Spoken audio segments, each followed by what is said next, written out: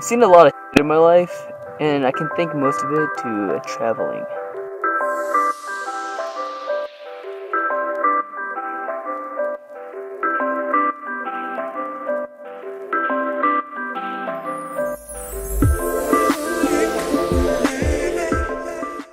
First few years of my life, I was raised by my grandparents, giving me little foam alphabets to play with in the bathtub.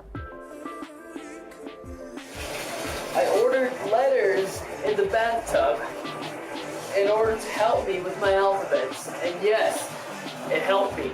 It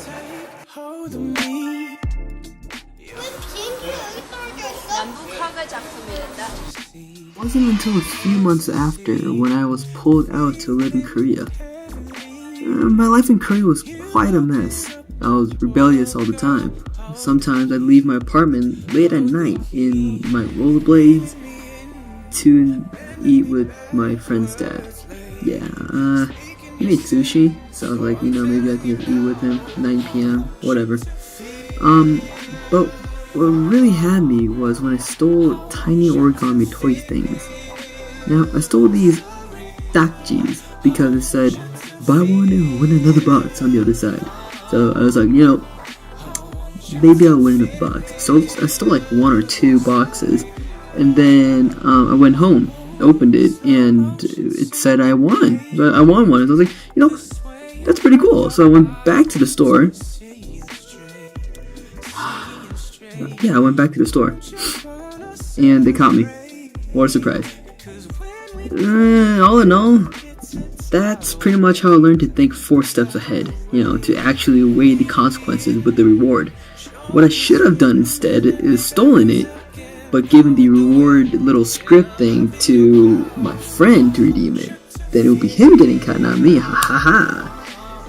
So my stay in Korea didn't last long, since my presence in that country was unwanted apparently. Then I went back to America.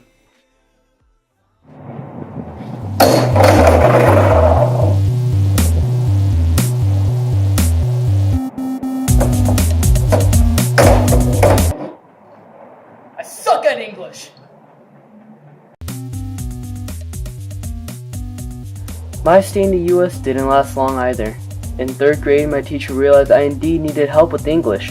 I sucked.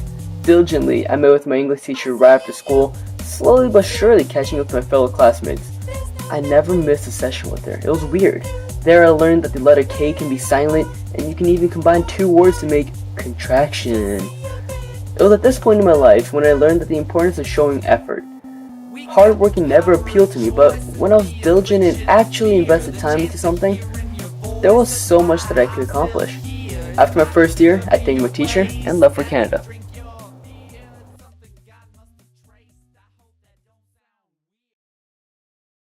I wish I had an explanation for the popularity of the man I'm about to introduce, but a gift such as his apparently couldn't be explained, but it can be felt and enjoyed. So why don't we just do that? Let's do it for him, gang. Al Green. Canada, the only place that I know of that allows 4th and 5th graders to get together and assigns homework to play outside for 1 hour. And I pretty much gave up on school's education and moved along with what my parents told me to do. Of course, that didn't last long either. So I met some friends, and in a way I gave up on my education. So I pretty much did everything with my friends. Literally everything. They weren't regular friends at all. They were batshit crazy for sure. My best friend, Michael, introduced me to the wildest things.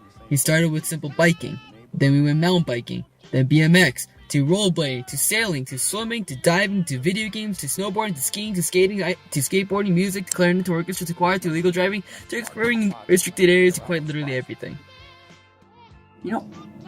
All of this didn't go to waste in the end, because it was all experience that I probably never would have experienced ever in my life.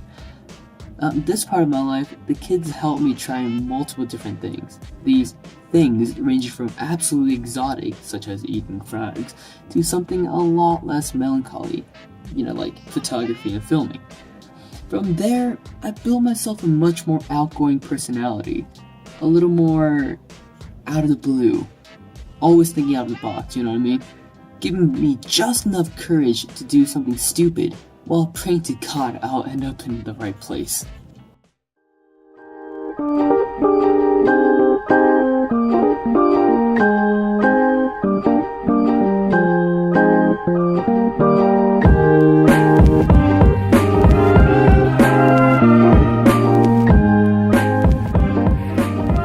Throughout my life, I learned 3 major skills from various people living in various places.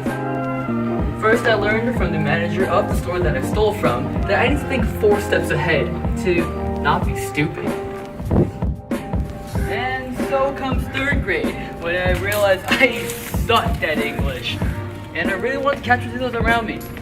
So my determination to do so helped me learn a little bit more about hardworking.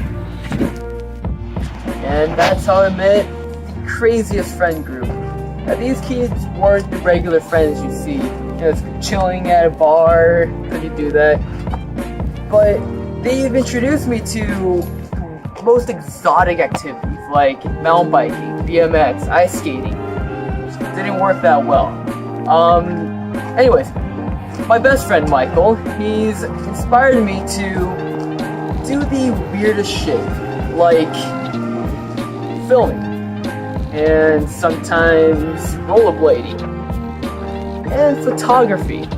Everywhere I went, it was like entering a new chapter of my life. And for each new chapter, there was a whole new story. And for each new story, there was a moral behind it. And for each new moral, it was like adding a new stroke to a painting. And that painting was me.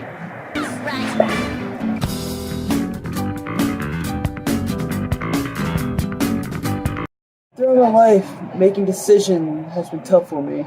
And in fact, it has been very confusing.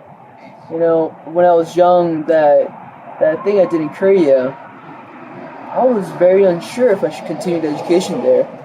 The thing I did in America, the tutoring, also unsure. Do I want to keep getting tutored by this teacher that I am going to see forever and ever and ever, or to just not?